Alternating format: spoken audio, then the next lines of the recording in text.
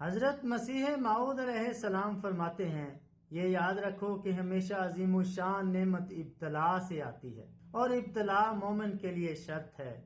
جیسے احاسب الناس ان یترکوا ان یقولوا آمنا وہم لا یفتنون، یعنی کیا لوگ گمان کر بیٹھے ہیں کہ وہ اتنے ہی کہہ دینے پر چھوڑ دیے جاویں کہ ہم ایمان لائے اور وہ آزمائے نہ جاویں۔